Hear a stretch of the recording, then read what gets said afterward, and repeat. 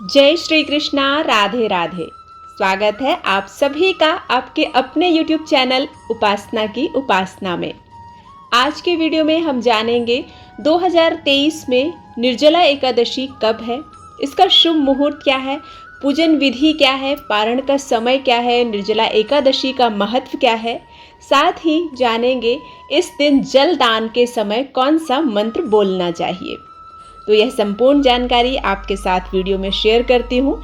यदि पसंद आता है तो आप इसे लाइक ज़रूर करें, जानकारी अच्छी लगे तो इसे शेयर करें और चैनल पर नए आए हैं तो सब्सक्राइब करना बिल्कुल ना भूलें।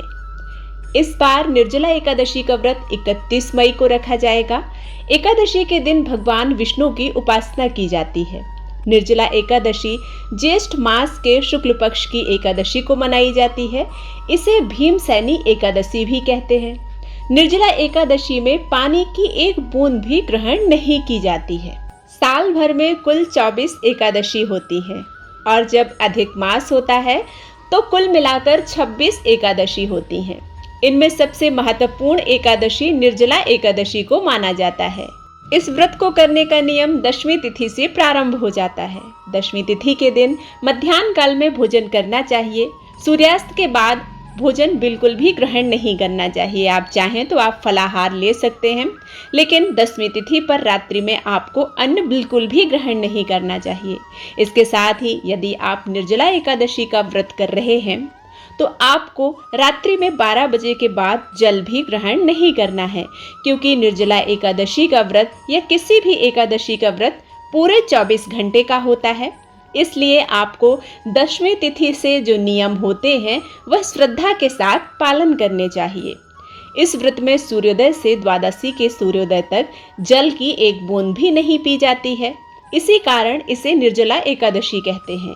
इस दिन निर्जल रहकर भगवान विष्णु की आराधना का विधान है। इस व्रत से दीर्घायु और मोक्ष प्राप्त होता है।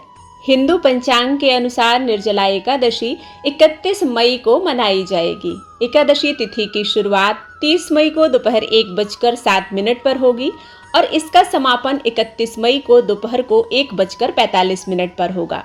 साथ ही इस दिन सर्वार्थ सिद्धि योग का निर्माण होने जा रहा है। सर्वार्थ सिद्धि योग का समय सुबह 5:24 से लेकर सुबह 6 बजे तक रहेगा। निर्जला एकादशी का पारण 1 जून को किया जाएगा, जिसका समय सुबह 5:24 से लेकर सुबह 8:10 तक रहेगा। इसके साथ ही हरिवासर अवधि समाप्त होगी 31 मई को रात 8 बजे। हरिवासर अवधि के दौरान एकादशी व्रत का पारण नहीं किया जाता है, इसलिए यह ज्ञान होना अत्यंत आवश्यक है कि हरिवासर अवधि कब तक है। 1 जून को आप ब्रह्म मुहूर्त में उठकर आप स्नान आदि से निवृत्त होकर भगवान श्री हरि विष्णु की पूजा प्रार्थना करें।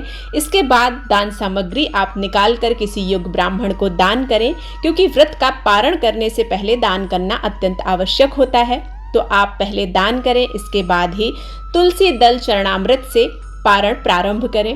भगवान विष्णु ने जन कल्याण के लिए अपने शरीर से पुरुषोत्तम मास की एकादशियों सहित कुल 26 एकादशियों को उत्पन्न किया। इनमें ज्येष्ठ मास की एकादशी सब पापों का हरण करने और समस्त मनोकामनाओं को पूर्ण करने वाली है। इस एकादशी को निर्जला एकादशी, भीम एकादशी या पांडव एकादशी के नाम से जाना जाता है।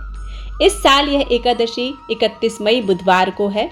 इस एकादशी का व्रत करने से सभी कष्टों से मुक्ति मिलती है। इस दिन जरूरतमंद लोगों को दान पुण्य करने का विशेष फल प्राप्त होता है। यह व्रत मन को संयम सिखाता है और शरीर को नई ऊर्जा और शक्ति देता है। इस व्रत को लेकर धार्मिक मान्यता यह है कि यदि आप पूरे साल एक भी एकादशी का व्रत नहीं करते हैं और निर्जला एकादशी का व्रत करते हैं तो आपको संपूर्ण एकादशियों का फल स्वतः ही प्राप्त हो जाता है। भगवान विष्णु की कृपा प्राप्त होती है। निर्जला यानी यह व्रत बिना जल ग्रहण किए और उपवास रखकर किया जाता है, इसलिए यह व्रत कठिन तप और साधना के समान महत्व रखता है।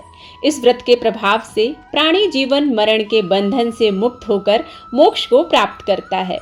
निर्जला एकादशी के इस महान व्रत को देव व्रत भी कहा जाता है, क्योंकि सभी देवता, दानव, नाग, यक्ष, गंधर्व, किन्नर, नवग्रह आदि अपनी रक्षा और जगत के पालनहार श्री हरि की कृपा प्राप्ति के लिए एकादशी का व्रत करते हैं। पौराणिक मान्यताओं के अनुसार इस एकादशी में ब्रह्म हत्या सहित समस्त पापों का शमन करने की शक्ति होती है। इस दिन मन, कर्म, वचन द्वारा किसी भी प्रकार का पाप कर्म करने से बचने का प्रयास करना चाहिए। साथ ही तामसिक आहार, परनिंदा, दूसरों का अपमान नहीं करना चाहिए।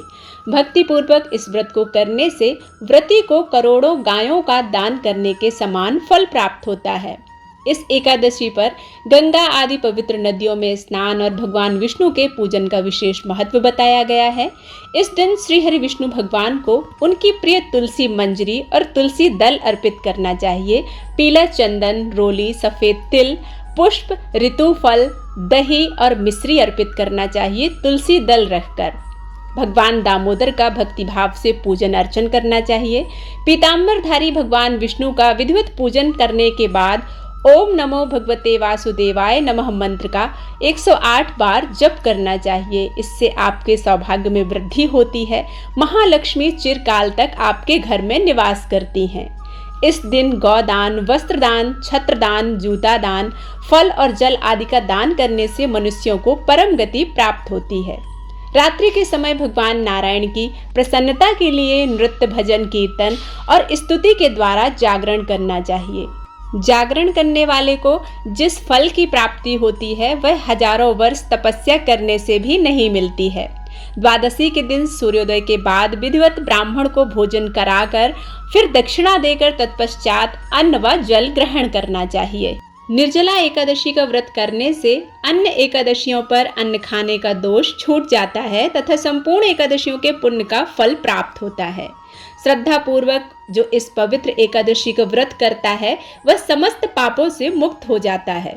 निर्जला एकादशी के दिन या कोई भी एकादशी हो, उस दिन घर पर चावल नहीं बनना चाहिए और ना ही किसी को दान में चावल देना चाहिए। एकादशी तिथि पर तुलसी पत्र नहीं तोड़ना चाहिए। आप पहले से ही तुलसी पत्र तोड़कर घर पर रख सकते हैं और यदि आपने पहले से तुलसी पत्र नहीं तोड़े हैं तो आपको भगवान विष्णु पर चढ़े हुए पुराने तुलसी दल को गंगा जल में धोकर शुद्ध करके पुनः भगवान श्री हरि विष्णु को वह तुलसी दल अर्पित करना चाहिए। विष्णु पुराण में तो यह तक बताया गया है कि एकादशी तिथि पर आप किसी भी वृक्ष का कोई भी पत्ता ना तोड़ें। महाभारत काल के समय एक बार पांडुपुत्र भीम ने महर्षि वेद व्यास जी से पूछा, हे परम आदरणीय मुनिवर, मेरे परिवार के सभी लोग एकादशी का व्रत करते हैं, वह मुझे भी व्रत करने के लिए कहते हैं, लेकिन मैं भूखा नहीं रह सकता हूँ। अतः आप मुझे कृपा करके बताइए कि बिना उपवास किए एकादशी का फल कैसे प्राप्त किया जा सकता है। भीम के अनुरोध करने पर वेद व्यास जी ने कहा, पुत्र, तुम निर्जला एकादशी का व्रत करो। ज्येष्ठ मास के शुक्ल पक्ष में जो एकादशी आती है उसे निर्जला एकादशी कहा जाता है। इस दिन अन्न और जल दोनों का त्याग करना पड़ता है। जो भी मनुष्य एकादशी तिथि के सूर्योदय से द्वादशी तिथि के सूर्योदय तक बिना पानी पिए रहता है और सच्ची श्रद्धा से निर्जला व्रत का पालन करता है, उसे साल में जितनी भी एकादशी आती हैं उन सभी एकादशी का फल इस एकादशी पर प्राप्त हो जाता है। महर्षि वेद व्यास के वचन सुनकर भीम निर्जला एकादशी व्रत का पालन करने लगे और पाप से मुक्त हुए।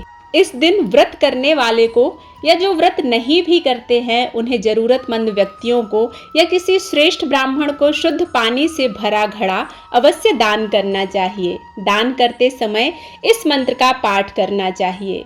देव देव ऋषिकेश संसार वर्ण तारकम उत्कुंभ प्रदानेन नयमाम परमाम गतिम, अर्थात संसार सागर से तारने वाले देव ऋषिकेश, इस जल के घड़े का दान करने से आप मुझे परम गति प्रदान करें। उम्मीद करती हूँ यह वीडियो आप सभी को पसंद आया होगा। यदि पसंद आता है तो आप इसे लाइक करें, शेयर करें और सब्सक्राइब करना बिल्कुल ना भूलें। निर्जला एकादशी व्रत की कथा सुनने के लिए आने वाला वीडियो अवश्य देखें। मिलते हैं एक नए वीडियो के साथ, तब तक के लिए राधे राधे।